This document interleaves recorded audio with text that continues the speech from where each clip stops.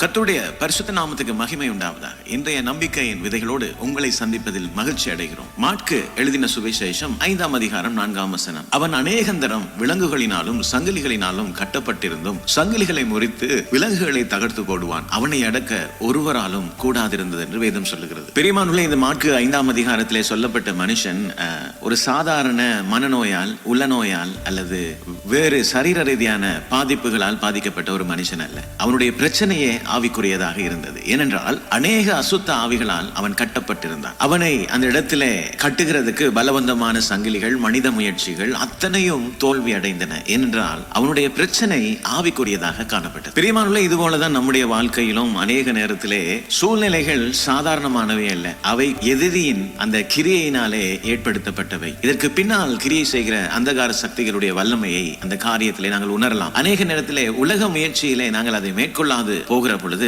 உணர வேண்டிய ஒரு காரியம், இந்த பிரச்சனை ஆவிக்குரியது என்பது. வாழ்க்கையிலே அநேக சூழ்நிலைகளிலே கட்டப்பட்ட சூழ்நிலைகளை பார்க்கிறீர்களா? சில காரியங்களை எவ்வளவுதான் முயற்சி செய்தும் மேற்கொள்ள முடியாது நீங்கள் யோசித்துக் கொண்டிருக்கிறீர்களா? பிரியமானவர்களே, தேவனுடைய வார்த்தை எல்லா சங்கிலிகளையும் முறிக்கிறதுக்கான வல்லமை உள்ளது. பிரியமானவர்களே, கர்த்தருடைய வார்த்தையை கொண்டு உங்கள் வாழ்க்கையை மறுரூபப்படுத்துங்கள்.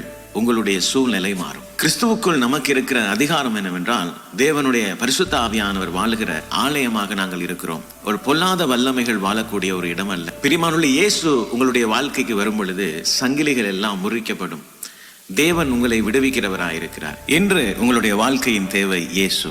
கர்த்தர் தாமே இந்த வசனங்களோடு உங்களை ஆசீர்வதிப்பாராக. தொடர்ந்தும் பைபிள் மரத்தின் வேத தியான பகுதிகளோடு இணைந்து கர்த்தருடைய ஆசீர்வாதத்தை பெற்றுக்கொள்ளுங்கள். கிறிஸ்துவை பற்றிக்கொள்ளுங்கள். சங்கிலிகளை முறித்தெறியுங்கள்.